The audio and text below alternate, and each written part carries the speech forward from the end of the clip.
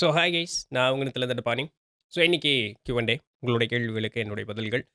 Video வந்து பொறுமையாக skip பண்ணாமல் கடைசி வரைக்கும் பாருங்கள். உங்களுடைய நல்ல கருத்துக்களை கீழே கமெண்ட்டில் தெரிவிங்க. வீடியோ பிடிச்சிருந்தா லைக் தட்டி விட்ருங்க. சப்ஸ்கிரைப் பண்ணாதவங்க பண்ணிடுங்க. அப்படியே அந்த ஹைப் பட்டனை மறக்காமல் தட்டி விட்ருங்க. அண்ட் நம்மளுடைய சேனலுக்கு வந்து பொருளாதார அளவில் உதவி செய்யணும்னு விருப்பப்பட்டீங்கன்னா கீழே டிஸ்கிரிப்ஷனில் டீட்டெயில்ஸ் இருக்குது. நம்மளுடைய மற்ற 2 சேனலான நித்திலந்தண்டபாணி பாட்காஸ்ட் எல்லா சனிக்கிழமைகள்லேயும் பாட்காஸ்ட் வருது. அண்ட் தட் கோயம்புத்தூர்காரன் எல்லா ஞாயிற்றுக்கிழமைகள்லேயும் வீடியோஸ் வருது. 2 வாரமா போட முடியல. போட்டுறலாம். ஆல்ரைட். ஸோ அதையும் பாருங்க. 3 சேனலையும் சேனலுடைய வீடியோஸையும் சேனலை சப்ஸ்கிரைப் பண்ணிங்க. சேனலையும் வீடியோஸையும் உங்கள் ஃப்ரெண்ட்ஸ் அண்ட் ஃபேமிலிக்கு ஷேர் பண்ணுங்க. Alright. So with the basic disclaimer இப்போ நம்ம வீடியோக்குள்ளே போகலாம். முதல்ல யார் கேட்குறா? கலைவாணன் எம். அவங்க என்ன கேட்குறாங்க அப்படின்னா, ஆம், அவங்க என்ன கேட்குறவங்க? ஓகே. ஸோ நம்ம வந்து நமக்கு தேவைகள் அப்படின்னு ஒண்ணு இருக்கு பார்த்தீங்களா? ஸோ அந்த தேவைகள் அப்படின்னு ஒண்ணு இருக்கும் பொழுது, அ அத நோக்கி நம்மளுடைய மனம் அப்படிங்கிறது செல்லுது. தடால்னு பார்த்தோம் அப்படின்னு சொன்னா, நமக்கு வந்து அ ஆன்ம முன்னேற்றம் அப்படிங்க சொல்லக்கூடிய ஒரு விஷயத்த கேள்விப்படும்போது, சிந்திக்கும் பொழுது, அதன் மீது நாட்டம் சென்று, "என்னய்யா இதெல்லாம் ஒரு மாயை தானே" அப்படிங்கிற மாரி ஒரு எண்ணம் அப்படிங்கிறது வந்தது. ஏன் இந்த மாரி மாறி மாறி நமக்கு வந்துகிட்டே இருக்கு? நமக்கு ஒரு ஒரு விடை கிடைச்சிருச்சு. ஓகே, நம்ம வந்து வந்த இடத்துக்கே திரும்பி போக தான் போறோம். முக்தி பேறு அப்படிங்கிறது தான் ஒரு நிலை அப்படின்னு தெரிஞ்சாலுமே, இந்த உலக சம்பந்தமான இந்த ஒரு நிலை அப்படிங்கிறது நமக்கு ஏன் வந்துகிட்டே இருக்கு? அப்படின்னு சொல்லிட்டு. அதுதாங்க ஆசைங்கிறது. மாயை அப்படிங்கிறது அதுதானே. அதுதான் நம்மள போட்டு பாடாப்படுத்துது. ஞானியர்கள், பெரியோர்கள்லாம் என்ன சொல்றாங்க? "அட அறிவளவுல உனக்கு எல்லாமே வந்து மாயை அப்படிங்கிறது உனக்கு தெரியும். ஆனா, அது மாயைன்னு உணராத வரைக்கும் உனக்கு இங்க இருக்கக்கூடிய விஷயங்கள் மீது நாட்டம் அப்படிங்கிறது இருக்க தான் செய்யும்" அப்படிங்கிறாங்க. அப்ப அதற்கு என்ன பண்றது? வைராக்கியம் கொள். அவ்வளோதான். அவங்க சிம்பிளா முடிச்சுட்டு போயிட்டாங்க. சரிங்களா? ஆனா அது பெரிய ஒரு மேட்ரு. வைராக்கியம் கொள்ன்னு சொல்றது. ஸோ வைராக்கியம் கொள். ஸோ நீ கொண்ட அந்த ஒரு இதில வந்து உறுதித்தன்மையோட இரு அப்படிங்கிறாங்க. அப்ப என்ன பண்ணலாம்? 24 மணி நேரமும் வந்து நம்மளுடைய தியானத்திலேயே இருக்கலாமா? பெரியவர்கள் அத சொல்லவே இல்லையே! நீ 1/2 மணி நேரம், 1 மணி நேரம் தியானத்தில உட்கார்ற அப்படின்னு சொன்னாலுமே, அந்த நேரத்தில உன்னுடைய முழு மனதை ஒருநிலைப்படுத்தி உட்காரு. அதற்குண்டான பயிற்சி செய். அதற்கு தான் ஆத்ம விசாரணை. அதற்கு தான் வெறும் மூச்ச மட்டும் கவனி. இதெல்லாம் சொல்றதுக்கு உண்டான காரணம் அதனால தான். சரிங்களா? ஸோ அதனால இது தினசரி, தினசரி நம்ம பயிற்சி பண்ணும்பொழுது 1 வருடம், 2 வருடம் தள்ளி பார்த்தோம் அப்படின்னு சொன்னா, நம்மகிட்ட பெருமளவுல ஒரு நல்ல ஒரு முன்னேற்றம் அப்படிங்கிறது ஏற்படும். நல்ல ஒரு மாற்றம். எப்படி நல்ல மாற்றம்? இந்த தியானத்தில அமரும் பொழுது தன்னை மறந்த நிலை. நமக்கு இருக்கக்கூடிய அப்பாற்பட்ட நிலைகள்லாம் எப்போ உணருவோம்னா, ஒரு 1 மணி நேரம், 2 மணி நேரம் முழுமையாக நல்லா புரிஞ்சுக்கணும். முழுமையாக எண்ணமற்ற நேரத்தில நிலையில உட்காந்துருக்கணும். அப்படின்னா, நான் தியானத்தில இங்க உட்கார்ந்துட்டு இருக்கேங்கிறதே மறந்து போயிரும். ஆழ்ந்த உறக்கம் இருக்கும் தெரியுமா? நம்ம தூங்கிட்டு இருக்கோம்னே நமக்கு தெரியாது. அந்த மாதிரி தியானத்தில போவோம். 1 மணி நேரம், 2 மணி நேரம் கடந்து அப்படியே இருந்து அதில நிலைச்சுட்டோம்னா, அந்த துரிய நிலைய தொட்டுறலாம். ஸோ இந்த ஒரு ஒரு அதிகபட்சம் ஒரு 4 மணி நேரத்துக்காக தான் இந்த ஒரு போராட்டம். சேஷாத்ரி சுவாமிகள் சொன்னதாக திரு பாலகுமாரன் ஐயா வந்து அவருடைய நூல்ல சொல்றார் இல்லையா? 4 மணி நேரம் யார் ஒருவன் அப்படியே பேசாம அப்படியே அமைதியா இருக்கானோ, அவன் பிரம்மத்தை உணர்ந்தரலாம். அந்த 4 மணி நேரமும் தன்னை மறந்து அப்படியே ஆழ்ந்த நிலையில இருக்கணும். அப்படி இருக்கும்பொழுது என்ன ஆகுங்கய்யா 4 மணி நேரத்துக்கு அப்புறம் அப்படின்னு கேட்டா, "நீ அதுவாவே மாறிடுவ" அப்படிங்கிறார். ஸோ அந்த ஒரு 4 மணி நேரத்துக்காக தான் நம்ம போராடிட்டு இருக்கோம். வேற ஒண்ணும் இல்ல. சரிங்களா? ஸோ பழகும் பொழுது சரியா போகும். அடுத்தது பிட்ஸி பாஃபின். அவங்க என்ன கேட்குறாங்க அப்படின்னு சொன்னா, அவங்களுடைய மனசுல வந்து எப்பவுமே அந்த ஒரு மன அழுத்தம், ஒரு ஒரு ஏதோ ஒரு வருத்தத்தில ஏதோ ஒண்ணு இருக்கும் பொழுது, மண்டைக்குள்ள வந்து ஒரு நல்ல ஒரு ஒரு ஒரு சப்தம் கேட்குது. பேச்சு குரல் அப்படிங்கிறது கேட்குது அப்படின்னு. ஒண்ணு மனசாட்சி பேசுதுன்னு சொல்றோம் இல்லையா? அத சொல்றாரு அவரு. வேற ஒண்ணும் இல்ல. அப்போ அந்த தர்ம சங்கடமான நிலையோ, ஒரு இக்கட்டான ஒரு சூழ்நிலை அப்படிங்கிறதெல்லாம் வரும்பொழுது, "இத பண்ணாத, இது சரி, இது தவறு, இந்த மாரி பேசணும், இந்த மாரி பேசக்கூடாது." இந்த மாரி எல்லா நல்ல செய்திகளையும் நம்ம மண்டைக்குள்ள யாரோ ஒருத்தவங்க சொல்லிட்டே இருக்காங்க. ஆனா, அந்த சூழல் வரும்பொழுது பட்ட பட்ட பட்ட பட்டான்னு நம்ம ரியாக்ட் பண்ணிடுறோம். அது எல்லாம் ரியாக்ட் பண்ணி கண்டதெல்லாம் பேசி, அங்க ஒரு பயங்கரமான ஒரு கபளீகரத்த உண்டு பண்ணதுக்கு அப்புறம் கொஞ்சம் அப்படி ஒரு பொறுமையா இருந்து யோசிக்குவோம். "ச்சே! ஏன்டா பண்ணணும் அப்படி? பண்ணியிருந்திருக்க வேண்டாமே!" அப்படின்னு சொல்லக்கூடிய ஒரு நிலை இருக்கு. அப்ப ஏன் எனக்கு தெரியுது. எனக்கு உள்ள வந்து எனக்கு நல்ல இந்த மாரி தான் இருக்கணும், ஒழுக்கமா இருக்கணும், இது இருக்கக்கூடாதுன்னு தெரியுது. ஆனா, அந்த சூழ்நிலை வரும்பொழுது, நான் தவறிடுறேன். நான் அந்த திருப்பியும் அந்த படபடான்னு இருக்கக்கூடிய சூழ்நிலைக்கு போயிர்றேன். ஸோ, இந்த கேப் எப்படி ஃபில் பண்றது? அப்படின்ட்டு. எப்படி ஃபில் பண்ண முடியும்னு நீங்க நினைக்கிறீங்க? இல்ல அதாவது என்ட்ட ஒரு டிகிரி இருக்கு. சரிங்களா? நான் ஏதோ ஒண்ணு படிச்சிருக்கேன். பிஇயோ, பிஎஸ்சியோ ஏதோ ஒண்ணு படிச்சிருக்கேன். படிச்சுட்டேன் அப்படிங்கிறதுக்காக வேலை தன்னை நாடி வந்துரும் அப்படின்னு நான் என்னால உட்கார்ந்துட்டு இருக்க முடியுமா? நான் வந்து நல்ல ஒரு 99% வச்சிருக்கேன்னு வச்சுக்கோங்க. சும்மா சொல்லுவோம். 99% வச்சிருக்கேன் என்னுடைய ஓவராலு சிஜிபிஏ அப்படின்னா, நான் பெரிய புத்திசாலி, பயங்கரமான ஆளு. அதனால நான் கால் மேல கால் போட்டு சும்மாவே உட்காந்துருக்கேன் அப்படின்னு சொன்னா, என்னை நாடி யாராவது வருவார்களா? வேலை குடுக்கறதுக்கு? இல்ல நான் தான் வந்து பயங்கரமான சுயதொழிலுக்கு உண்டான சிந்தனைகள்லாம் வச்சிருக்கேன். அப்படிங்கிறதுக்காக சும்மாவே உட்கார்ந்துட்டு இருக்கேன் அப்படின்னு சொன்னா, அந்த ஒரு காரியம் தான் நடந்துருமா? நடக்க போறதில்ல. இல்லைங்க என்னுடைய ஜாதகத்தில இருக்குங்க. நான் ஒரு பெரிய கோடீஸ்வரன் ஆயிருவேன் அப்படின்னு சொல்லிட்டு. அதனால அதனால நான் சும்மா தான் இருப்பேன். எப்படி இருந்தாலும் கோடீஸ்வரன் ஆகத்தானே போறேன். சும்மா இருந்தா நடந்துருமா? ஆகாது. அறிவு இருக்கு. அத தக்க நேரத்தில, தக்க இடத்தில பயன்படுத்தினா மட்டும் தான் அதற்கு உண்டான மதிப்பு, மரியாதையும் இருக்கும். அதிலிருந்து நமக்கு ஒரு முன்னேற்றம் அப்படிங்கிறது கிடைக்கும். இப்ப இந்த நேரத்தில இப்படி நடக்கணும், நடக்கக்கூடாதுங்கிறதுக்கு உண்டான அறிவு இருக்கும் பொழுது, அந்த சூழல் வரும்பொழுது அதை பழக்கப்படுத்திக்கிறது அதை அதை வந்து செயல்படுத்துவதற்குண்டான நிலை நமக்கு ஏற்படணும்.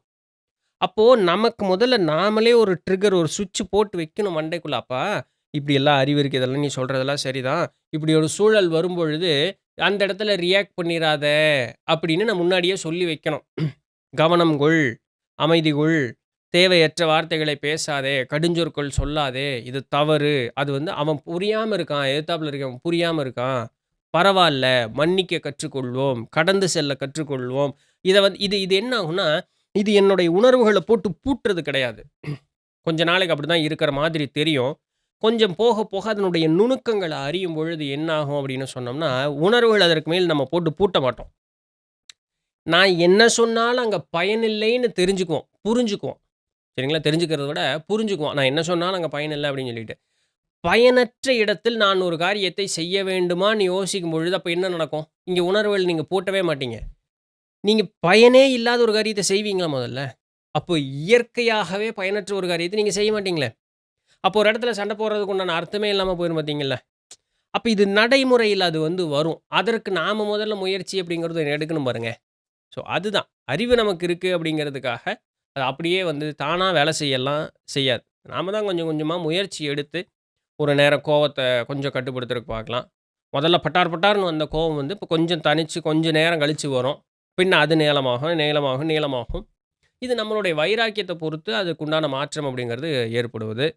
ஒரு சில நேரங்கள்ல நமக்கு அறிவு இருக்குங்கிறதுக்காக, அடுத்தவன் கேட்கறான், கேட்கலங்கிறத பத்திலாம் யோசனையே இல்லாம உபதேசமா அடிச்சு தள்ளிக்கிட்டு இருப்போம். நம்ம தான் பெரிய ஆளு, அடுத்தவன் பூரா ஒண்ணுமே அறிவில்லாதவங்கிற அளவுக்கு பேசிக்கிட்டு இருப்போம்ன்னு பாருங்களேன். திரும்பி பார்த்தா நம்ம தான் அவ்வளோ பெரிய முட்டாளா இருப்போம். அப்ப இத இத முதல்ல நாம உணரணுமே! இல்லையா? ஸோ, அதனால அந்த அந்த சூழல் வரும்பொழுது நாம என்ன பண்றோம்? அந்த அந்த ஒரு செகண்ட் இப்படி இப்படி போம்போது டேய்! அப்படின்னா அப்படியே ஆகும். அந்த டேய் சொல்றதுக்கு உங்களுடைய புத்தியில நீங்க ஒரு ட்ரிகர வைக்கணும் முன்னாடியே. இப்பவே வையுங்களேன். உங்களுக்கு என்ன நல்ல குணம் இருக்கு அப்படிங்கிறத நீங்க இத எதெல்லாம் விடணும்னு நினைக்கிறீங்களோ, அது சார்ந்த சூழல் உங்களை நாடி வந்தே தீரும். வராமல்லாம் இருக்காது. அத தெரிஞ்சு படிச்சுக்கிறதுக்காக தான் நீங்க இருக்கோம். நீங்க அதில வெற்றி கொண்டீங்க அப்படின்னு சொன்னா மட்டும் தான், அதுபோல இருக்கக்கூடிய சூழல் மறுபடியும் ஏற்படாம இருக்கும். அப்போ அந்த மாரி ஒரு சூழல் வரும்பொழுது, அந்த சூழலை ஏற்படுத்தி கொடுக்கக்கூடிய ஆட்கள் நம்ம கூடவே இருக்கும் பொழுது, அந்த நேரத்தில நம்ம இப்படி ரியாக்ட் பண்ணக்கூடாது. அப்ப நீங்க சொல்லணும். உங்க புத்தி திருப்பியும் கேட்கும். "ஏன்டா ரியாக்ட் பண்ண மாட்ட? இவ்வளோ நாள் நீ அத நியாயம்னு சொன்ன. இவ்வளோ நாள் இது தர்மம்னு சொன்ன. உன்னை தற்காத்துக் கொள்வதுன்னெல்லாம் சொன்ன. இப்ப என்னடா ரியாக்ட் பண்ணாம இருக்க?" "அப்படித்தான்டா ரியாக்ட் பண்ணுவேன்." அப்படின்னு உங்க புத்தி உங்ககிட்டயே திருப்பி சொல்லும். அப்ப நீங்க சொல்லணும், "இங்க பாரு, இதனால பயனில்ல. இதனால அர்த்தம் இல்ல. இந்த கத்துறதுனாலயோ, ஆசைப்படுறதுனாலயோ, இந்த மாரி எல்லா உணர்வுகளுமே, இதனால பயனில்ல. இது நிலையற்றது. இதெல்லாம் சொல்லி நீங்க படிச்ச அறிவு வந்து அப்படியே அதுக்கே உங்களுக்கே நீங்களே போதனை குடுக்கும். எடுத்தோனயே கேட்டுரும். ஒரு நல்ல செய்தி காலையில நேரத்தில எந்திரிப்பா நல்லதுன்னு சொன்னா நாம கேட்கறதில்ல. நம்மள விட பல மடங்கு வலுவானது நம்மளுடைய புத்தி. அது கேட்டுருமா? ஸோ நாள் போக போக முன்ன கேள்விக்கு சொன்னோம்ல வைராக்கியம் கொள். அப்படிதான் இதுதான் வைராக்கியம் கொள்றது. இல்ல, நான் அந்த நிலையில உறுதியோட நான் நிற்பேன் அப்படின்னு சொல்லி வைராக்கியம் கொள்றது. நிற்க முடியுமே. அது அது பழக்கத்தின்பால் வரும். இதற்கு பல பிறப்பெல்லாம் தாண்ட வேண்டாம். இந்த பிறப்பிலேயே இது பண்ணிக்கலாம். ஆண்டவன் நமக்கு பூரணமான ஆயுள் குடுத்துருக்கு அப்படிங்கிறத முதல்ல நீங்க நம்புங்க. எவ்வளோ நாள் இருக்க போறோம்ன்னு தெரியலன்னு பாருங்களேன். பட் நம்புறதுல என்னங்க தப்பு? காசா பணமா? ஒண்ணும் செலவாக போறதில்லைல்ல. இருக்கிற வரைக்கும் நல்லபடியா இருந்துட்டு போவோமே! என்ன ஆயிறப்போது? அப்போ பூரணமான ஆயுள் குடுத்துருக்கு. பூரணமான ஆயுள்னா இன்னைக்கு ஒரு ஒரு சரி ஒரு 80 வயசு வச்சுக்குவோம். இன்னைக்கு 80 வயசு வரைக்கும் இருக்கக்கூடிய ஆட்கள் உண்டு. நம்ம கலாச்சாரம் இருக்குமான்னு தெரியல. சரி பரவால்ல. ஒரு ஆசைக்கு சொல்லிக்குவோமே. ஒரு 80 வயசு வரைக்கும் நல்ல ஆரோக்கியமான, திடகாத்திரமான உடல்நிலை, மனோநிலையோட இருப்போம்னு வச்சுக்குவோம். அப்போ இன்னைக்கு வந்து நமக்கு ஒரு 30, 40 வயசு இருக்கு. 40 வயசு இருக்குன்னு சொன்னாலுமே, இன்னும் 40 வருட காலம் உண்டு. இந்த 40 வருட காலத்திலே கூடவா நம்ம திருந்திற மாட்டோம்? ஏன்னா, நம்ம முன்னாடி ஏற்கனவே 40ல வீண் பண்ணல. ஒரு வகையான அனுபவத்த சேர்த்து வச்சிருக்கோம். இப்போ புது அனுபவம் வந்து இதை முதிர்ச்சி அடைவதற்குண்டான ஒரு அறிவு நம்மகிட்ட இருக்கு. இந்த 40 பிளஸ் இந்த அறிவு சேர்த்து கூப்பிட்டு போனோம்னா, அடுத்த 40 நம்மள ஞானியாவே ஆக்கிரும். முன்ன கேள்விக்கு சொன்னேன்ல. 4 மணி நேரம் தான் இறைவனை உணர்வதற்கு தேவைப்படக்கூடியது. ஒரு 40 வருடத்துல 1 மணி நேரம் அமைதியா உட்கார்றதுக்கு கூடவா நம்ம வந்து பயிற்சி பண்ணிற மாட்டோம்? அறிவு அவ்வளோ மோசமாலாம் வேலை செய்யாதுங்க. முயற்சி பண்ணி பாருங்க. சரிங்களா? ஆ டியூட் கட் 2000 அவர் கேள்வி கேட்கல. ஒரு விஷயம் சொன்னா நான் அவருக்கே ரிப்ளை பண்ணியிருந்தேன். பட் இருந்தாலும் உங்களுக்கு சொல்லணுங்கிறதுக்காக அத எடுத்தேன். அவர் என்ன சொல்றாருன்னா, நிறைய இந்த ஹீலிங், தியானம் சம்மந்தமான வீடியோஸ் நெறைய நீங்க போட்டிருக்கீங்க. இது எல்லாத்தையும் கம்பைல் பண்ணி ஒரு பிளேலிஸ்ட்டா போட்டீங்க அப்படின்னு சொன்னா உதவியா இருக்கும்னு. அதுக்கு நான் என்ன அவருக்கு பதில் சொல்லியிருந்தேன்னா, கொஞ்சம் அந்த தேடுற அளவுக்காவது ஏதாவது ஒரு ஒரு ஒரு முயற்சி அப்படிங்கிறது ஒண்ணு செய்யுங்களேன். இப்ப அத கூடவா செய்ய மாட்டீங்கன்னு. அப்புறம் அவரு திருப்பி இதே ஸ்டேட்மெண்ட்ட இன்னும் கொஞ்சம் டீட்டெயில்டா என்னது ஒரு வரியில கேட்டிருந்தாரு. இதையவே அப்புறம் ஒரு 4 வரியில ஒரு விளக்கமா சொல்லி இதே மேட்டர் தான். ஆனா ஒரு 4 வரியில சொன்னார். "நெறையா இருக்கு. தேடுறது கஷ்டமா இருக்கும். அதனால நீங்க ஒண்ணா போட்டீங்க அப்படின்னு சொன்னா, அடுத்தடுத்து அப்படி பார்த்துட்டே வரணும்." அது அது இதுக்கு தான் பதில் முந்தின சொன்னேன். அதுக்காவது கொஞ்சம் முயற்சி பண்ணுங்களேன்னு. பல நூல் படிக்க வேண்டாம். பல நூல தேடி சுத்த வேண்டாம். அதுக்குன்னு காசு பணம் செலவு பண்ண வேண்டாம். அதுக்குன்னு எந்த விதமான ஒரு ஒரு ஒரு படிச்சு, புரிஞ்சு, அனுபவத்தில வந்து முயற்சி எதுவுமே செய்ய வேண்டாம். ஒருத்தன் வீடியோ போட்டு வச்சிருக்கான். அட அந்த சேனலுக்குள்ள போய், அந்த பிளேலிஸ்ட்டுக்குள்ள போய் தேடக்கூடவா மாட்டோம்? இல்ல நமக்கு ஒரு தேவைப்பட்டத அடிச்சுட்டு, அந்த சேனல் பேரு நான் என்னோடதுன்னு கூட சொல்லீங்க. யாரா வேணாலும் இருக்கலாம். ஒரு எடுத்துக்காட்டுக்கு சொல்றேனே, கைடட் மெடிடேஷன் நித்திலன் தண்டபாணின்னு அடிங்க. கைடட் மெடிடேஷன் நித்திலன் தண்டபாணி நித்திலன் தண்டபாணில அந்த கைடட் மெடிடேஷன்ங்கிறதுக்கு உண்டான ஏதாவது ஒண்ணு வீடியோ இருந்தா வரப்போகுது. சக்ரா மெடிடேஷன் நித்திலன் தண்டபாணி, ஹீலிங் நித்திலன் தண்டபாணி அப்படி அடிங்க யூடியூப் இதுல. ஏதோ ஒண்ணு வரும்ல. பின்ன அந்த அது என்ன பிளேலிஸ்ட்ன்னு பார்த்து அந்த பிளேலிஸ்ட்டுக்குள்ள இது வாங்க நம்ம பண்ண மாட்டோம். அப்போ என்னைக்குமே ஒரு முயற்சி இல்லாம கிடைக்கக்கூடிய ஒரு பொருளுக்கும், எந்த விதமான ஒரு செலவும் செய்யாம கிடைக்கக்கூடிய ஒரு பொருளுக்கும் ஒரு காலத்திலும் மதிப்பு மரியாதைங்கிறதே இருக்கவே இருக்காது. இப்ப நம்மளுடைய சேனல பொறுத்தவரைக்கும் நீங்க 10 காசுக்கு யாரும் செலவே பண்றதில்ல. எல்லாமே இதுக்குள்ள அப்படியே இருக்கு. நானும் அப்பப்போ ஏதோ சொல்றேங்கிறதுக்காக, நம்ம மேலேயும் ஒரு பாவபட்சம் பார்த்துட்டு நமக்கு அப்பப்போ அந்த ஒரு ஒரு ஒரு ஊக்கத்தொகை தருபவர்கள் உண்டு. நம்ம இதில அந்த மெம்பர்ஷிப்பா ஜாயின் பண்ணவர்கள் உண்டு. அவர்களுக்கெல்லாம் மனமார்ந்த நன்றிகள். அவர்கள தவிர மத்தவங்க யாரும் எந்த விதமான செலவும் செய்யறதில்ல. அட சர்ச் பண்றது கூடவா பண்ண மாட்டீங்க? நம்ம காசு பணம் தான் செலவு பண்றதில்ல. அட ஒரு முயற்சியும் கூடவா போட மாட்டோம்? நான் அவ்வளோ சோம்பேறிகளா உங்கள ஆக்க விரும்பல. முயற்சி பண்ணுங்க. தேடி பாருங்க. நம்ம சேனல் இல்லைன்னா ஏதாவது ஒரு இடத்துல கிடைக்கும். கிடைக்காமலாம் போகவே போகாது. சரிங்களா? எத்தன கோடி வீடியோஸ் இருக்கு. ஒரு வீடியோ கூடவா நீங்க தேடுறதுக்கு உண்டானது கிடைக்காது? அதெல்லாம் கிடைக்கும். மஞ்சுளா அவங்க என்ன கேட்குறாங்கன்னா, நம்மளுடைய கண் பார்வை அத வந்து எந்த வித லாங் சைட்டு, ஷார்ட் சைட்டு எதா இருந்தாலும் சரி, எந்த விதமான ஒரு இந்த இந்த எக்ஸர்சைஸ் முறைகள் எல்லாமே வந்து நம்ம குணப்படுத்திக்க முடியுமா? இந்த பிகமிங் சூப்பர் நேச்சுரல் அந்த பிளேலிஸ்ட்டுக்குள்ள இருக்கக்கூடிய வீடியோஸ்ல வந்து கேன்சர் முதல் கொண்டு இருக்கக்கூடிய நோய்கள குணப்படுத்தியிருக்காங்கன்னு சொன்னீங்களே, இத நாமளும் பண்ணலாமான்னு. பண்றதுக்காக தான் வீடியோ போட்டேன். பண்ணணுங்கிறதுக்காக தான் அவரே நூலே எழுதினார். ஸோ, அதனால பண்ணலாமான்லாம் கேட்க வேண்டாம். பண்றதுக்காக தான் அது இருக்கு. பண்ணி பாருங்க. சரிங்களா? திருவிளையாடல் படத்துல வந்து நக்கீரர் சொல்றார். "சடலத்தோடு பிறந்தது சந்தேகம். அது அது ஒருபோதும் தீராது." அப்படின்னு சொல்லிட்டு. ஸோ, அதேபோல நாமளும் கேள்விகள் கேட்டுக்கிட்டே இருக்கோம். பதில்கள் கிடைக்குது. ஆனா, கிடைக்கக்கூடிய பதில்கள விட கேள்விகள் அதிகமாகிக்கிட்டே இருக்கு அப்படின்னு சொல்லிட்டு, கேள்வி பிறக்க பிறக்க அதற்குண்டான பதில் தேட தேட தான் நம்மளுடைய அறிவினுடைய முதிர்ச்சி கிடைக்கும். ஒரு கட்டம் வரும்பொழுது நம்ம போதுங்கிற ஒரு மனப்பான்மை நமக்கு வரும். ஏன்னா, எங்க தேடுனாலும் பதில் ஒண்ணு தான். பதில் வேற வேற மாதிரி வரலாம். ஆனா, பதில் ஒண்ணு தான். அப்படிங்கிறது நமக்கு தெரியும் பொழுது இதற்கு மீறி நான் எங்க தேடி ஓடுனாலும் பதில் ஒண்ணா தான் வரப்போகுது. அப்படிங்கிறத நம்ம உணர்வோம். அதற்கப்புறம் ஒரு செகண்ட் இப்படி உட்கார்ந்து யோசிச்சு பார்க்கும்பொழுது, நம்ம அவ்ளோ அறிவ சேர்த்து வச்சிருப்போம். அந்த அவ்ளோ அறிவுல நமக்கு தோதுபடக்கூடியது கண்டிப்பா ஒண்ணு இருக்கும். கடைசிக்கு கடைஞ்செடுத்து எடுத்தா ஒண்ணாவது இருக்கும் கண்டிப்பா. இப்ப தான் புத்தி மண்டையில உரைக்கும். "எதுக்குடா இவ்வளோ தூரம் ஓடுன? உனக்கு வேணுங்கக்கூடிய பயிற்சி தான் உன்கிட்ட இருக்கே. பண்ணு." அப்ப அவ்ளோ அறிவு இருக்கு. ஆனா அனுபவம் இல்லையே! இல்லையா? அத் அங்க இருந்து நம்மளுடைய அனுபவத்திற்கு உண்டான பாதை அப்படிங்கிறது ஏற்படும். அதனால தானே சித்த பெருமக்கள் சொல்றாங்க, "எதுக்கு தேடி தேடி ஓடுற? ஓடுறது தேவையில்ல. நிறுத்து. பயிற்சி செய்." அப்படிங்கிறாங்க. திரு களிற்றுப்படியார். அந்த பிளேலிஸ்ட் இருக்கு பாருங்க. திரு களிற்றுப்படியார்ல ஆசிரியர் என்ன சொல்றார்? "வெளிநோக்கோட தேடி ஓடும் பொழுது, உன்னுடைய ஆயுட்காலம் உனக்கு பத்தாது." அப்படிங்கிறார். "பல பிறவிகள் எடுத்தாலும் உனக்கு பத்தாது அறிவினுடைய சேர்க்கை. அப்ப அதற்கு என்ன வழி? உள்முகமாக திரும்பு. உன்னுடைய கற்பனைக்கும் அப்பாற்பட்டு இருக்கக்கூடிய அனைத்துமையும் நீ அறிவாய்." அப்படிங்கிறார். வெளிநோக்கோடு செல்லக்கூடிய மனதிற்கு பயனில்லை. உனக்கு அது அது ஒரு தீனி தராது, தீர்வே தராது. பசி அடங்கவே அடங்காது. அந்த வெளிநோக்கோடு செல்லக்கூடிய மனதை உள்முகமாக திருப்பு. அனைத்தும் அறிந்தவனாவாய் நீ அப்படிங்கிறாங்க. பேசியிருக்கோமே. முயற்சி பண்ணி பார்ப்போம். சரிங்க. அ பகவதி மோகன்.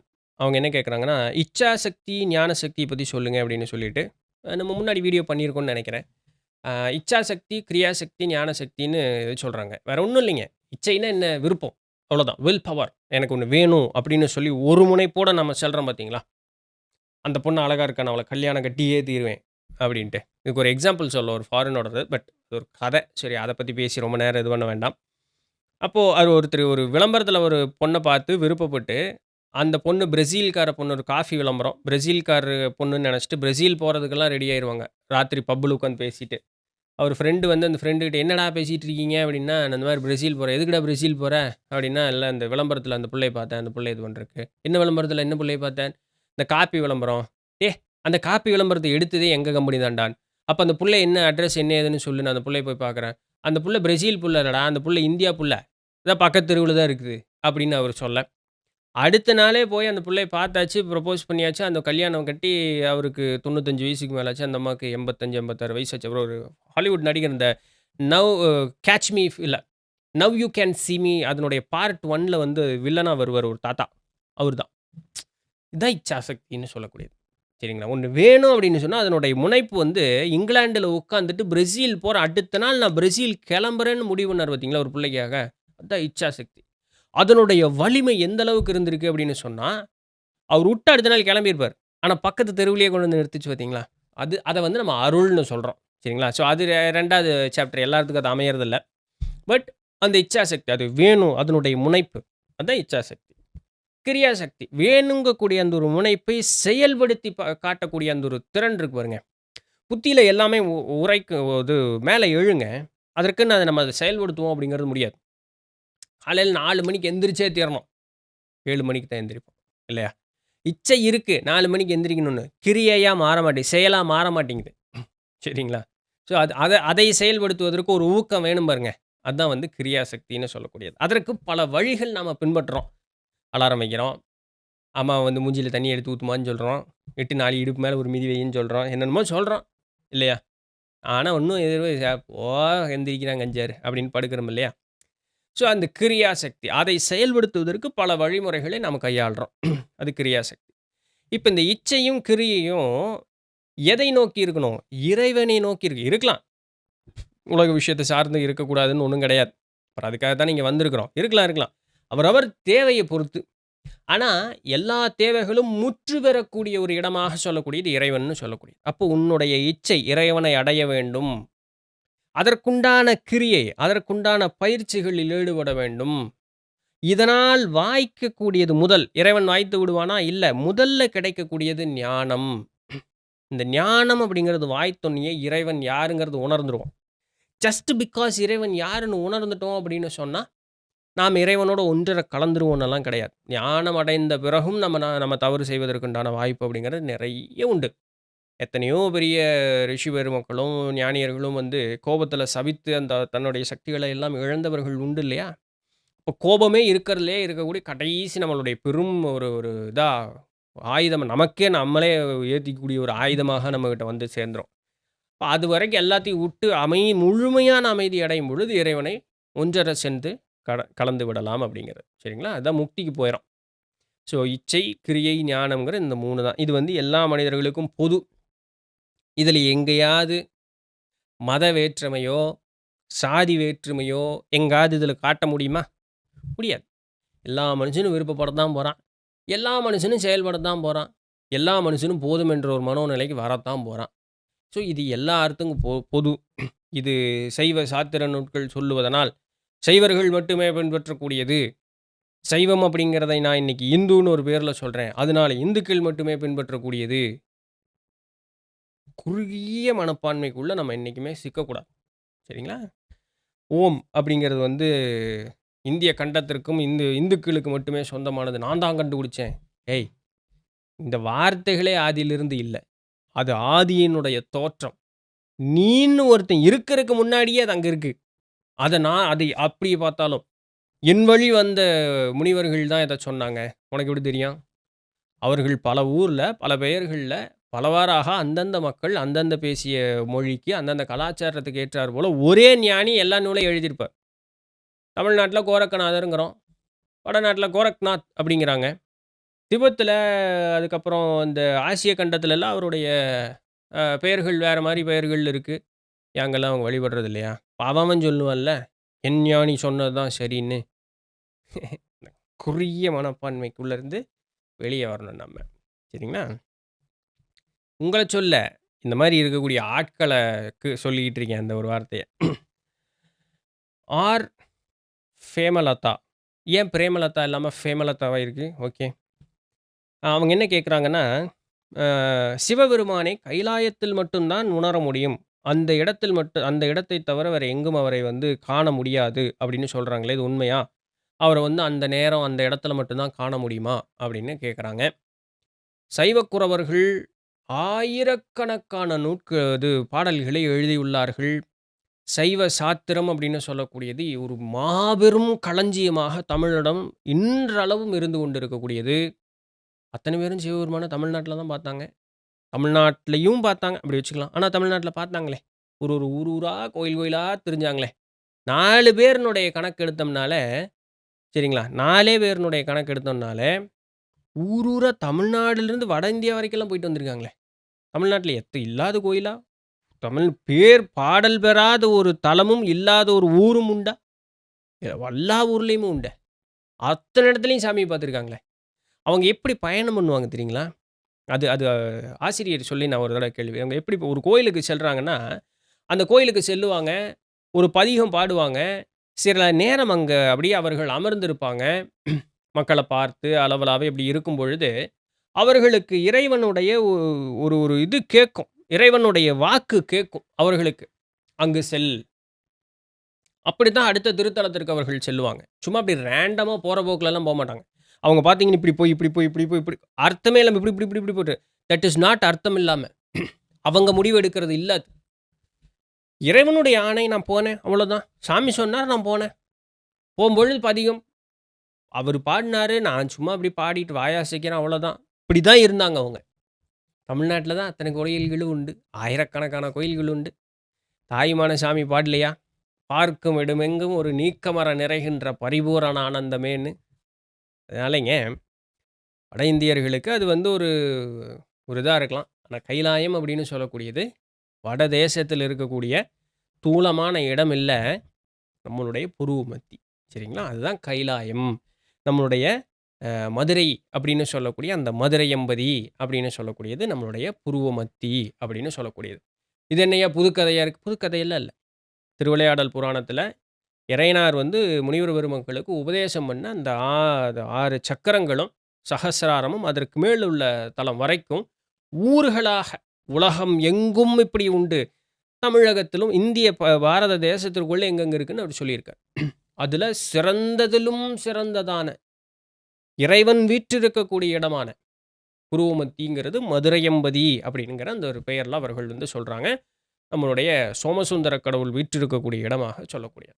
சரிங்களா? ஸோ அதனால நீங்க மதுரைக்கு சென்று அ அன்னையும், ஐயனையும் பார்த்தாலும் சரி, அப்படியே உங்களுக்குள்ள திரும்பி பார்த்தாலும் சரி, எங்க இருந்தாலும் சாமி. ஏன்னா எல்லா இடத்துலயும் சாமி இருக்கு. அட நீங்களே சாமி தான்.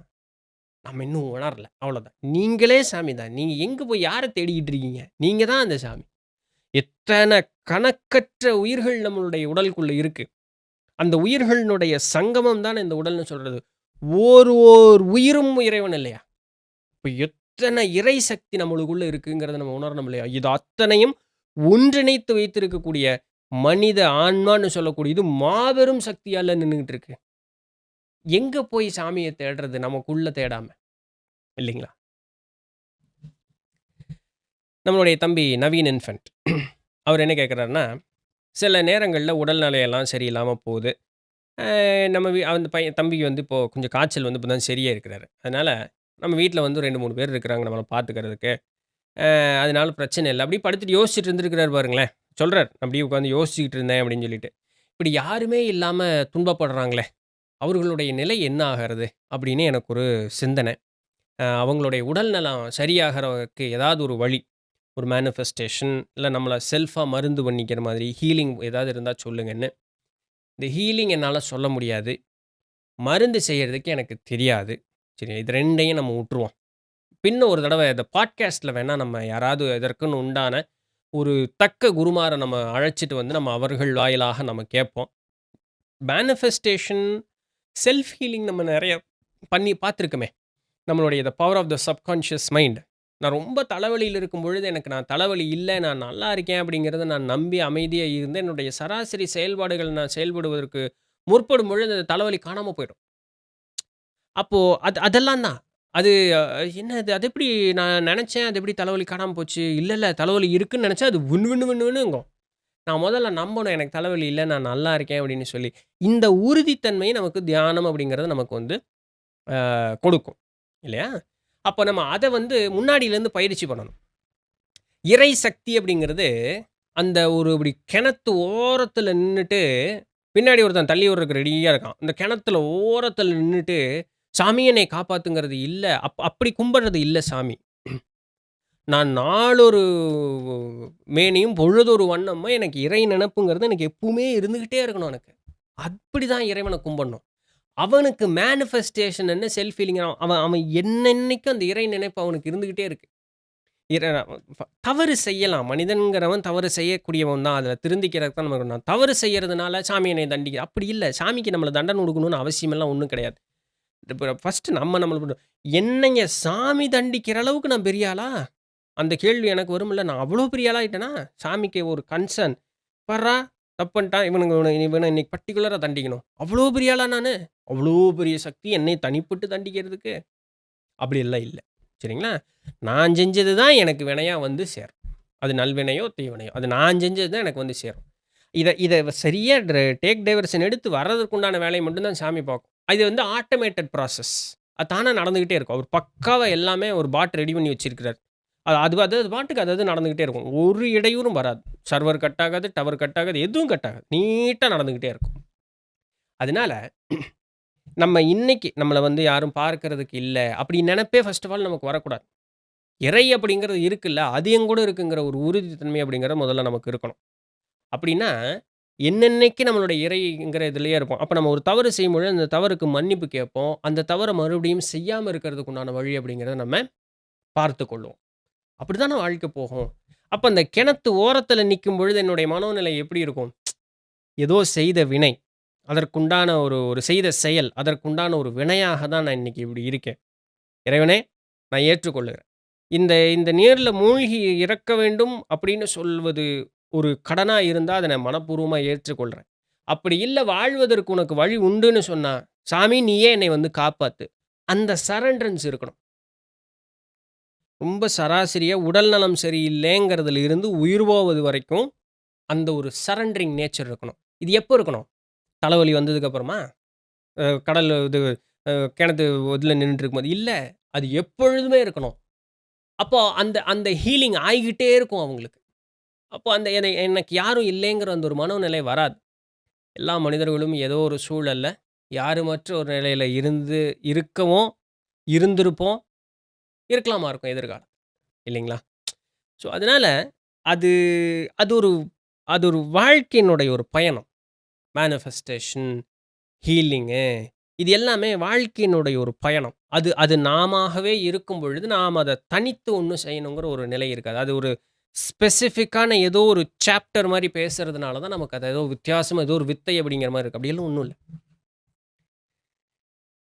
சொல்றது கொஞ்சம் காமெடியா தான் இருக்கு. சின்ன வயசுலேருந்து பார்க்குறேன். கழிப்பறையில போகும்பொழுது மட்டும் நம்மளுடைய மனம் அப்படின்னு சொல்லக்கூடியது நல்ல அமைதியான ஒரு தியான நிலையில இருக்கு. சூப்பரா இருக்கு அப்படியே. இந்த கழிப்பறையில இருக்கும்பொழுது, இல்ல குளியல் அறையில இருக்கும்பொழுது தான் நம்மளுக்கு அந்த மாதிரி இருக்கு. இது ஏன் அப்படின்ட்டு. முன்னமே நம்ம அத பார்த்துருக்கோமே. முன்னமே அத பார்த்துருக்கோம். Q&Aலலாம் அத பார்த்துருக்கோம். என்னன்னா, அந்த அ நம்மளுடைய அந்த மலம் இல்ல சிறுநீர் கழியும் பொழுது உடல்ல இருக்கக்கூடிய சூடு வெளிய போகும். த மொமெண்ட் உடம்புல இருக்கக்கூடிய சூடு வெளிய போகும்பொழுது, நம்ம அப்படியே ரிலாக்ஸ்டா இருக்கும். அந்த ரிலாக்ஸ்டான சிச்சுவேஷன் நம்மள வந்து அப்படியே அந்த ஒரு மௌன நிலைக்கு கூட்டிட்டு போயிரும். வேற எந்த சிந்தனையும் வரக்கூடாது. அப்படி சிந்தனை ஒரு கால் வரும்பொழுது, மலஜலம் வருவது தடைபடும். அதனால தான் வள்ளல் பெருமான் என்ன சொல்றார்? "மலம், ஜலம் கழிக்கும் பொழுது 10 திசையும் மறந்து அமர்வீர்களாகங்கிறார்." அது என்ன 10 திசை? 8 திசையும் மேலயும் கீழயும். 10 திசையும் மறந்து அமரு. அப்படின்னா என்ன? எண்ணமே எழக்கூடாது. அப்படியே இருக்கணும் பேசாம. உடம்பு தன்ன தானே அது அந்த கழிவ வெளிய நீக்குவதற்குண்டான வழிய அது பார்த்துக்கும். நீ குட்ட குழப்பி பேசாம இருந்தா மட்டும் போதும். சரிங்களா? அப்போ இது 1. குளிக்கும் பொழுது நீர் மேல படும்போது, சுடு தண்ணி வந்து இது பண்ணக்கூடாது. ஒரு மாரி மிதமான சூடுல இருக்கணும். எல்லாத்துக்கும் பச்சை தண்ணி ஒத்துக்கிறதில்ல. மிதமான சூடுல இருக்கணும். இப்படி கையில வச்சாலே அந்த ஏதோ ஃபின்லாண்ட்ல இருக்க சோனா மாரி கொதிக்கக்கூடாது. அப்படி இருக்கக்கூடாது. அது உடம்பு கெட்டு போயிரும். இப்ப மிதமான சூடு. பொறுக்கக்கூடிய அளவுக்கு. ரொம்ப மிதமான அந்த குளிர்ச்சி போகக்கூடிய அளவுக்கு தான் நம்ம சூடு அப்படிங்கிறத தண்ணி ஊத்திக்கணும். அந்த மிதமான சூடு. அப்ப அந்த மேல தண்ணி படும்பொழுது உடல்ல இருக்கக்கூடிய அந்த உஷ்ணம் வெளிய போகும். அந்த உஷ்ணம் வெளிய போறதுக்கு கழிவு நீங்குவதற்காக தான் குளிக்கிறது. நம்ம சுடு தண்ணீல குடிக்கும்போது கழிவு நீங்கிடுது. ஆனா உஷ்ணம் போறதில்ல. அது ஒரு மாதிரி இம்சையாவே இருந்துகிட்டே இருக்கும். அப்போ பச்சை தண்ணி தான் என்னைக்குமே நல்லது. ஏன்னா, அந்த உடல்ல இருக்கக்கூடிய சூடுங்கிறதும் ஒரு வகையான கழிவு தான். அதுவும் நீங்கணும். எடுத்தோனே பச்சை தண்ணீல குளிக்கிறது கஷ்டமா இருக்கும். அதான் சொன்னேன். அந்த குளிர்ச்சி கொஞ்சம் கூட நீங்குற அளவுக்கு மட்டும் நம்ம சுடு தண்ணீய சேர்த்திக்கணும். ரொம்பலாம் சேர்த்தக்கூடாது. அப்போ அந்த சூடு வெளிய போகும்போது நம்ம அப்படியே இருக்கும். அதுக்காக நான் தண்ணி ஊத்திக்கிட்டே இருக்கலாமா? நோய் வந்துரும். சரிங்களா? அளவா தண்ணி ஊத்தி டக்குனு குளிச்சுட்டு உடனே வெளிய வர்ற மாரி நம்ம பார்த்துக்கணும். சரிங்களா? ஸோ இதனால தான் அந்த ஒரு அந்த அந்த சூடு வெளியேறுவதனால தான் அசுத்த சூடு வெளிய போய் அந்த சுத்த சூடு மட்டும் உடலுக்குள்ள இருக்கும். அது அப்படியே இருக்கும் நம்மள. ஸோ அதான் அது காரணம். தமிழ்நாட்டுக்கு ஏதாவது சாபம் இருக்கிறது என்று ஒருவர் சொன்னார். சாபம் என்னவென்றால், இங்கு ஞானி பலர் பல வருடத்திற்கு பிறக்க மாட்டார்கள் என்று சொன்னார். ஏன் இந்த சாபம் அப்படின்னு சொன்னா, முன் பிறந்த ஞானியர்கள் நம்ம ரொம்ப கொடுமை பண்ணிட்டோம் அப்படின்னு சொன்னார். இது உண்மையான்னு உண்மையான்னு சொல்றதுக்கு நானும் ஞானி கிடையாது. இப்படியெல்லாம் கதைய கட்டுறதுக்கு அவங்களும் ஞானி ஏன் போய் அவங்கள குறை சொல்லாட்டி. அ நான் சொல்றது உண்மைதான் அப்படின்னாலுமே, அது கடைசியில வந்து உங்களுக்கு தெரியுமா? நீங்க சொல்ற அளவுக்குன்னு என்னைய திருப்பி இது வரும். இது இது மேல எனக்கு அப்படி வச்சுக்குவோம். இது மேல எனக்கு உடன்பாடு இல்ல. எந்த காலத்துல ஞானி வந்தாலும், அந்த காலத்துல அந்த ஞானிய யாருமே மதிச்சது கிடையாது. ஒரு சிறு அளவுல மட்டும் மனிதர்கள் மதித்தார்கள். ஏன்னா, அந்த ஞானினால அவங்களுக்கு காரியம் நடக்கும். அவ்வளோதான். அதற்காக தான் மதிப்பாங்க. காரியம் நடந்ததுக்கப்புறம் அவங்களே வந்து இவங்கள தூக்கி போட்டு மிதிக்கவும் செய்வாங்க. ஸோ, அதனால மனுஷன் என்னைக்குமே அப்படித்தான். அவன் திருந்துறதுக்காக அவங்க தான் கஷ்டப்பட்டுக்கிட்டு இருப்பாங்க. யாரு? இவன் திருந்துறதுக்காக ஞானி கஷ்டப்படுவாங்க. இவங்கெல்லாம் ஞானியவே போட்டு மிதிச்சுக்கிட்டு இருப்பாங்க. இது காலங்காலமா நடக்கிறது தான். அதனால இந்த சாபம் அப்படி இப்படி அதெல்லாம் ஒண்ணும் கிடையாது. அட்லீஸ்ட் மேபி எனக்கு அதில நம்பிக்கை இல்லன்னு வச்சுக்கோ. ஒரு பள்ளியால நம்ம மனிதர்களுடைய அறிய செயலையே அ அறிவை உணர முடியாது. ஓகே. ஒரு பள்ளியினால நம்ம மனுஷன் எப்படி அப்படிங்கிறத உணர முடியாது. அதுபோல நம்மால நமக்கு உயர்ந்து இருக்கக்கூடிய பரிமாணங்களான அந்த 4த் டிமென்ஷன், 5த் டிமென்ஷன் அறிய அறிய முடியாது. நாம இந்த அறிவை பெற என்ன வழின்னு, இந்த உடல் என்ற கட்டுவிலிருந்து நம்ம நீங்கணும். சாகறத சொல்லல. தியானத்தில இருக்கும் பொழுது, நம்ம அப்படியே எண்ணமற்ற நிலையில அப்படியே இருக்கும் பொழுது, இந்த உடல் என்ற கட்டு நீங்கும் பொழுது, இந்த முப்பரிமாண நிலையிலிருந்து நம்ம அப்பாற்பட்ட ஒரு நிலை அப்படிங்கிறதுக்கு நம்ம போவோம். ஒன்ஸ் அத புடிச்சுட்டோம் அப்படின்னு சொன்னா, நம்ம மூளைக்குள்ள நெறைய கேட் இருக்கும். நம்மளுடைய ஆஃப்டர் லைஃப் மெமரீஸ்ன்னு சொல்லக்கூடிய அந்த பிளேலிஸ்ட்டுக்குள்ள போனோம்னா, பல காணொளிகள் இருக்கு. அதில ஒரு பர்ட்டிகுலர் காணொளி. எந்த காணொளின்னு பின் பண்ணுங்க தெரியாது. எனக்கும் தெரியாது. அதுக்குள்ள ஏதோ ஒரு காணொளி எல்லாத்தையும் பாருங்க. அந்த ஒரு பர்ட்டிகுலர் காணொளியில அவங்க சொல்லியிருப்பாங்க. ஒருத்தருக்கு வந்த அனுபவம். அந்த மூளை வந்து நம்ம பிறக்கும் பொழுது, நம்மனால எந்த அளவுக்கு தான் ஒரு விஷயத்த வந்து கைக்கொள்ள முடியுமோ, அந்த அளவுக்கு தான் இந்த மூளை வந்து ப்ராசஸிங் கேட் எல்லாம் ஓப்பன் பண்ணி வச்சிருப்பாங்க. மித்த எல்லாமே சாத்தி வச்சிருப்பாங்க, எல்லா கேட்டையும். இந்த ஒரு ஒரு கேட்டும் அறிவு முதிர்ச்சி அடைய ஓப்பன் ஆகிட்டே இருக்கும். அப்படி ஓப்பன் ஆகக்கூடிய கேட் வந்து இந்த உடல விட்டு இப்படி வெளிய போயிட்டு உள்ள வந்தோம்னா, பட பட பட பட படன்னு அந்த கேட் ஓப்பன் ஆகும். அப்புறம் அப்பான் ரிக்வெஸ்ட் புது புது கேட்டுகள் ஓப்பன் ஆகும். புது புது ஞானம், அறிவு அப்படிங்கிறது நமக்கு கூடிக்கிட்டே இருக்கும். சரிங்களா? அப்படி நம்ம நடக்கும் பொழுது, இந்த மாரி அப்பாற்பட்ட நிலைகள் எல்லாத்தையும் நம்மளால உணர முடியும். மூலாதாரம் விழிப்படைந்தாலே கணபதி எங்க இருக்கிறார்? மூலாதாரத்தில இருக்கிறார். மூலாதாரம் எங்க இருக்கு? புருவ மத்தியில இருக்கு. சரிங்களா? ஸோ இது என்னங்க புது கதையா இருக்கு? பரவால்ல. அத அப்படி வச்சுக்கங்க. பின்னொரு நாள் வாய்ப்பு கிடைக்கும்போது பார்ப்போம். அப்போ மூலாதாரம் வந்து விழிப்படைஞ்சாலே நமக்கு இருக்கக்கூடிய அப்பாற்பட்ட எல்லாமே தெரியும் அப்படின்னு சொல்றாங்க இல்லையா? ஸோ அதுதான். அதுதான் ஒரே வழி. மத்தபடி வேற எந்த வழி இல்ல. ஆ குயிக்கா நடக்க போற ஒரு விஷயத்த நம்மனால மேனிஃபெஸ்ட் பண்ண முடியுமா? ஃபார் எக்ஸாம்பிள் 10 நிமிஷம் கிரிக்கெட் விளையாடுறோம். அதில நமக்கு தான் வெற்றி கிடைக்கணும் அப்படின்னு சொல்லி நம்மனால மேனிஃபெஸ்ட் பண்ண முடியுமா? இல்ல மேனிஃபெஸ்டேஷன் அப்படிங்கிறதுக்கு டைம் டியூரேஷன் ஏதாவது இருக்கா அப்படின்ட்டு. ஆ டைம் டியூரேஷன் ஒண்ணும் இல்ல. பட் இந்த மொத்த அண்ட சக்தியும் வந்து நம்மளுடைய தேவைக்கு செயல்படுத்துவதற்கு அதை உள்ள சேர்த்து கொண்டு வந்து அதுபோல நடத்தி வைப்பது அளவுக்கு நமக்கு சக்தி இருக்கா? அப்படிங்கிறத நம்ம யோசிச்சுக்கணும். அதை அந்த அளவுக்கு கையாள தெரியக்கூடிய அளவுக்கு நமக்கு திறமை இருக்கான்னு நம்ம யோசிக்கணும். அந்த அந்த கனெக்டிவிட்டி மிஸ் ஆகுறதுனால தான் டைம் டியூரேஷன் அப்படிங்கிறது நமக்கு அதிகமாகுது. அந்த கனெக்டிவிட்டிய கரெக்ட்டா செயல்படுத்த தெரிஞ்சிருச்சு அப்படின்னு சொன்னா, நம்ம பாட்டுக்கு படபடன்னு நம்ம நெனைச்சது எல்லாமே நடக்க போகுது. 10 நிமிஷம் கிரிக்கெட்ல ஜெயிக்கிறது என்ன? என்ன வேணாலும் பண்ணலாம். பட் அந்த கனெக்டிவிட்டி நமக்கு மெயின்டெயின் பண்ண தெரியணும். இப்போ ஒரு எடுத்துக்காட்டுக்கு சொல்றேன். ஒரு கிரிக்கெட்டு நம்ம இப்படி உட்காந்துட்டு பார்த்துட்டு இருக்கோம். நமக்கு ஒரு டீம் ஜெயிக்கணும்னா, தான் தான் ஜெயிக்கணும் அப்படின்னு சொல்லி எதிர் அணியும் யோசிப்பானே. அத பார்த்துட்டு இருக்கக்கூடிய ஒரு பெரும் திரளான கூட்டமும் யோசிக்குமே. இப்ப இவ்வளவு சக்தி வாய்ந்த எண்ணங்கள் அத்தனையும் நாம பைபாஸ் பண்ணுமே. அப்ப அதற்கு என்ன பண்ணலாம்? ஜெயிக்கணும்னு நமக்கு யார் ஜெயிக்கணும்னு நெனைக்கிறோமோ, அந்த டீம் தான் தான் ஜெயிக்கணும்னு நெனைக்கும். நமக்கு விருப்பப்பட்ட டீம் தான் ஜெயிக்கணும்னு ஒரு பெரும் திரளா இருக்கும். இந்த எல்லா எண்ணங்களுக்கும் சக்தி குடுத்து, அத தனக்கு ஏற்றார் போல நடத்த வைக்கிறதுக்குள்ள இவ்வளோ மெக்கானிசமையும் நம்ம பண்ண தெரியணுமே. இப்ப நமக்கு இது தெரியணும் இல்லையா? அவ்வளவு பெரிய ஆளா நம்ம இருந்தா நம்ம பண்ணலாம். அதனால தான் இந்த மாரி விஷயங்கள்லாம் இறையினால் முடியறது அப்படின்னு சொல்லக்கூடியது. நம்ம இந்த கோல்டன் பிளானட் அது இன்னும் அந்த பதிவு வரல. அந்த பதிவு வரும்பொழுது உங்களுக்கு தெரியும். அவர்கள்னால ரொம்ப எளிமையாக ஒரு கற்பனை காட்சிகள் எல்லாத்தையும் நம்ம மனசுல உண்டு பண்ணிற முடியும். ஒரு மாஸ் லெவல்ல இந்த மொத்த உலகத்துல இருக்கக்கூடிய பெரிய திரளான மக்கள் மனதிலேயே ஒரு வகையான பிம்பங்களையும், காட்சிகளையும் அவர்கள்னால உண்டு பண்ண முடியும். பின்னாடி வரும். சரிங்களா? ஸோ அந்த அளவுக்கு சக்தி வாய்ந்தவர்களாக நாம இருந்தோம் அப்படின்னு சொன்னா, இட் கேன் ஹேப்பன். ஸோ அது மேனிஃபெஸ்டேஷனே இல்ல. அது உங்களுடைய இயற்கையான ஒரு நிலையா வந்து இருக்கும். அ அப்படி போகாத வரைக்கும் நம்ம வந்து டைம் டியூரேஷன் அப்படிங்கிறது நமக்கு தேவைப்பட்டுக்கிட்டே தான் இருக்கும். எனக்கு தெரிந்தவர்கள் நிறைய பேர் குழந்தை பாக்கியம் இல்லாம இருக்காங்க. கோயில் போறாங்க, சஷ்டி விரதம் இருக்காங்க. குழந்தை பாக்கியம் கிடைக்கல. இது என்ன அவர்களுக்கு கர்மாவா? சித்த நூட்கள்ல இதற்கு பரிகாரம் இருக்கா? சித்த நூட்கள்ல மருந்தளவுல பரிகாரம் உண்டு. நல்ல மருத்துவரை அணுகி பார்க்கணும். நல்ல மருத்துவரை அணுகி பார்க்கணும். எனக்கு யார் தெரியும்னு கேட்காதீங்க. எனக்கு தெரியாது. நீங்க யாராவது தேடி போய் பார்த்துக்கங்க. சோதிட அளவுல எல்லாரும் ஒரே கோயிலுக்கு போறது, எல்லாரும் சஷ்டி விரதம் இருக்கிறதுங்கிறது அர்த்தமற்றது. இது இது ஒரு காமனான ஒரு ஒரு தவறான ஒரு புரிதல். அவனுடைய வினை தான் வந்து இங்க செயல்படுது அப்படின்னு சொல்லும் பொழுது, அவனுக்கு உண்டான மாதிரி தான் பரிகாரம் வேலை செய்யும். பரிகாரம் இஸ் டெய்லர் மேட். இப்ப பரிகாரம்னா என்ன? போய் யார்ட்டயாவது காசு குடுத்து, ஏதாவது ஓமகுண்டம் வளர்த்தி 1 மணி நேரத்துக்கு மந்திரம் அது இல்ல. நான் உழைக்கணும். என்ன உழைக்கணும்? விரதம் இருக்கணும். என்னுடைய மனோநிலைய வந்து அந்த ஒரு தெய்வத்தின் மீது கவனத்தோட வைத்திருக்கணும்.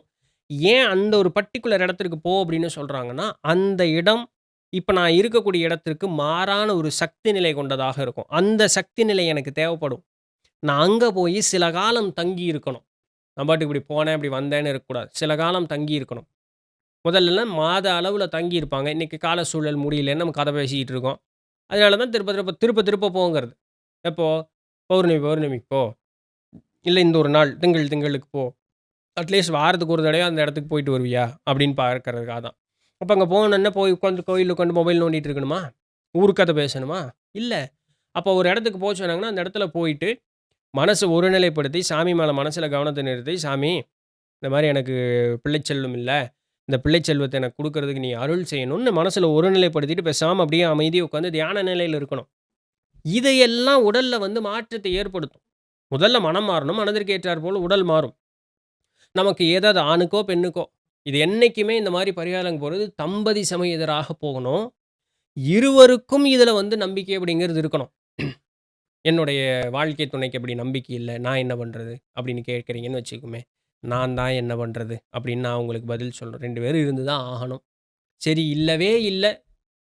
ஒரு வாழ்க்கை துணை ஒரு மூர்க்க குணம் கொண்டவங்க. என்ன பண்றது?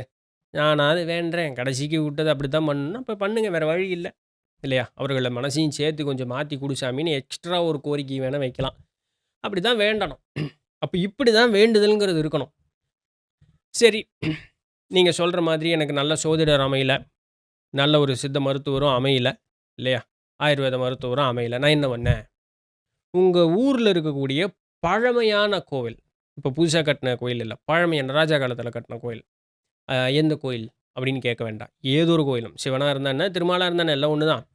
அந்த பழமையான கோவிலுக்கு தினசரி சென்று வந்து மனதை ஒருநிலைப்படுத்தி, சாமிக்கு வந்து நீங்க அர்ச்சனை பண்றது, பேர் சொல்லி, நட்சத்திரம் சொல்லி இது பண்றது, சாமிக்கு நான் வந்து ஏதோ ஒண்ணு அதனால ஒரு இதுவும் வரப்போறதில்ல. ஆனா, அது எல்லாம் நம்மள ஒரு வகையான ஒரு டெடிகேஷன சாமிகிட்ட ஒரு கனெக்டிவிட்டி கொண்டு வந்து குடுக்கும். சாமிக்காக நான் பூ கட்டினேன். இல்லையா? இப்போ பெண்கள் பூ கட்டுறதுங்கிறது ஆண்களுக்கு தெரியாது. அப்போ மனைவிகிட்டயோ, இன்னும் திருமணம் ஆகலையா, தாய்கிட்டயோ பூ கட்டி குடுங்க. நான் கொண்டு போறேன். அப்ப அந்த உழைப்பு, அந்த சிறு உழைப்பிலிருந்து என்னோட இது வரணும். அங்கிருந்து நான் உழைக்கணும். வீட்டுக்கு பக்கத்துல இருந்தா நடந்து போங்க. சரிங்களா? ஸோ, அப்ப அந்த சின்ன உழைப்பிலிருந்து நம்ம வந்து இது பண்ணணும். "ஐயோ! உடம்பு முடியலைங்க. நான் எப்படி நடந்து போறது?" அவ்ளோ குழந்தைத்தனமா கேள்வி கேட்கக்கூடாது. நான் சொல்றது வந்து அந்த உழைப்புன்னு இருக்கும். அந்த உழைப்புக்குள்ள நம்மளுக்கு எது முடியும், எது முடியாதுங்கிறத நீங்க முடிவு பண்ணிக்கங்க. சரிங்களா? அப்ப இந்த சின்ன உழைப்பிலிருந்து நான் கொண்டு வரணும். வீட்ல இருந்து தான் எண்ணெய் எடுத்துட்டு போணும். நான் கடைக்கு போயி அந்த சின்ன சொப்பு விளக்கு வாங்கிட்டு வந்து, நான் திரிச்சு நான் அத போட்டு வீட்ல இருந்து எடுத்துட்டு போணும். வீட்ல எனக்கு பூ கட்ட தெரிஞ்சா கட்டணும். இல்ல வீட்டுக்கார அம்மாட்டயோ, அம்மாட்டயோ, அ அக்காவோ, தங்கச்சியோ கட்ட சொல்லி கேட்டு அத வாங்கிட்டு போணும். பெண்கள் தாங்களே தொடுத்த மலர்கள தான் கொண்டு போணும். அப்போ இப்படி எல்லா வேலையும் நான் செய்யணும். அப்ப என்னோட ஈடுபாடு அங்க இருக்கும். என் கையால தான் வந்து சாமிக்கு உண்டான அந்த இதெல்லாம் குடுக்கணும். இல்லையா?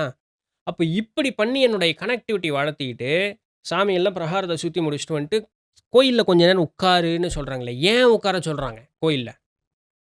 கோயில்ல உட்காருன்னு சொன்னா, அங்க உட்கார்ந்து மொபைல் நோண்டுறக்கு, செல்ஃபி எடுக்கிறதுக்கு இல்ல கோயிலு.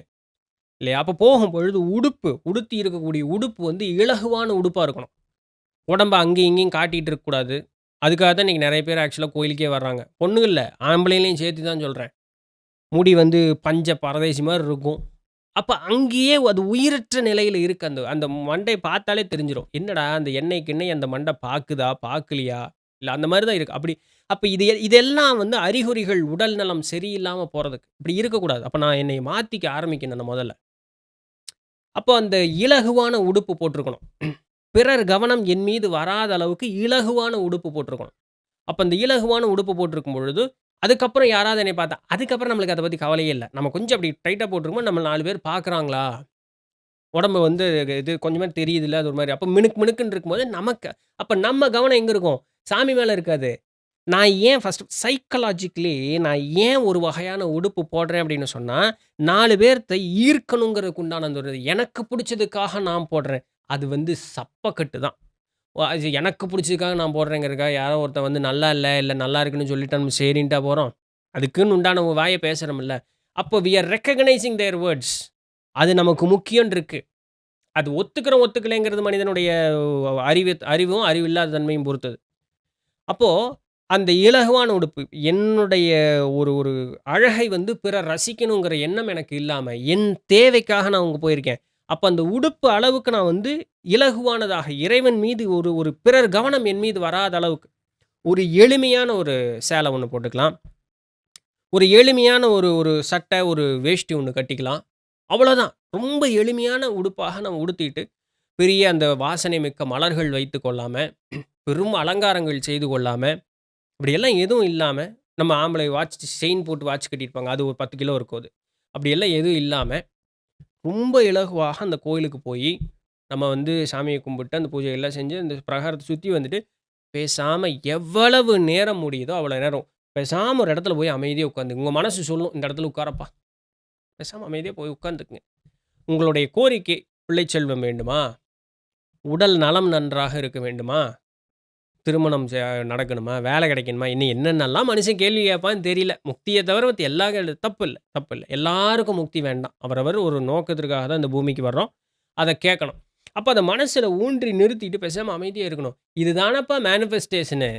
நம்மாள் சாமிய கும்பிடுன்னா, இதுதான் மேனிஃபெஸ்டேஷன் இன்னைக்கு வெள்ளைக்காரன் மேனிஃபெஸ்டேஷன்ங்கிறான். இல்லையா?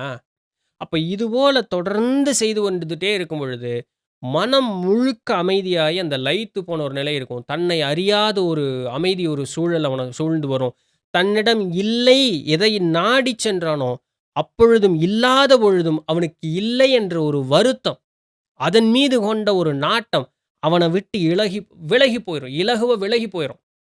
அவன் அந்த அமைதிய மட்டுமே ரசித்திருப்பான். அவன் தினசரி அதுக்கப்புறம் கோயிலுக்கு போவான்.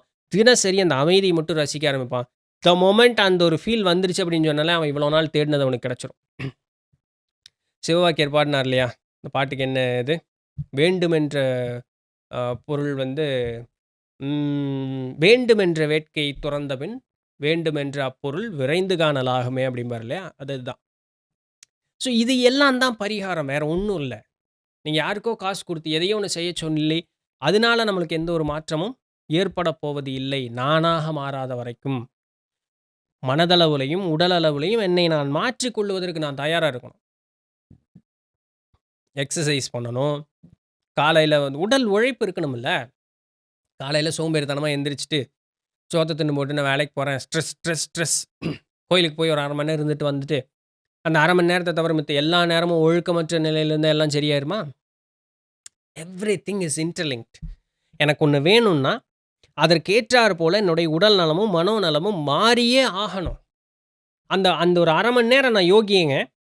மித்த இருக்கக்கூடிய 23 மணி நேரம் நான் என்னைய பத்தி எந்த கேள்வியும் கேட்கக்கூடாது. நீங்க என்ன சொன்னீங்க? கோயிலுக்கு போனீங்க, அமைதியா உட்கார்ந்தீங்க, இலகுவான உடுப்பு எல்லாமே பண்ணுங்க. 1/2 மணி நேரம், 1 மணி நேரம் உட்காந்துட்டு இருந்தேங்க. ஒண்ணும் நடக்க மாட்டேங்குது. சரிப்பா, மத்த 23 மணி நேரம் எப்படிய்யா இருக்க? அத வந்து நமக்கு ஜாலியான இதுங்க. ஒரே ஸ்ட்ரெஸ் லைஃப் உங்களுக்கு தெரியுமா? உன் கதைய யார்றா என்கிட்ட சொல்ல சொன்னா? நான் கேட்டு அத என்னடா பண்ண போறேன்? ஒழுக்கமா இருன்னா, இந்த 24 மணி நேரமும் ஒழுக்கமா இருங்கிறது தான். அந்த 1 மணி நேரம் நடிக்கிறதுக்காக ஒழுக்கமா இருன்னு சொல்றது இல்ல. புரியுதா? அப்படி இல்ல சாமி கும்பிடுறதுங்கிறது. அஃபர்மேஷன்ஸ் சொல்றேன், மேனிஃபெஸ்ட் பண்றேன். ஏய் எல்லா நேரத்துலயும் நீ அப்படியே இருக்கணும். எனிவே புரிஞ்சவங்களுக்கு இது வந்து நான் என்ன சொல்ல வரேன் அப்படிங்கிறது புரியும். புரியலன்னா திரும்ப திரும்ப குறை பேசிட்டே இருக்க வேண்டியது தான். ஆல்ரைட். ஸோ இதுதான் இன்னைக்கு உண்டான செய்தி. புடிச்சிருந்திருக்கும், இன்ஃபர்மேட்டிவா இருந்திருக்கும் அப்படின்னு நம்புறேன். நாளைக்கு வேற ஏதாவது ஒரு சுவாரஸ்யமான செய்தியில சந்திப்போம். அதுவரையும் தொடர்ந்து இணைந்திருங்கள். நான் உங்களிடத்திலிருந்து நன்றி.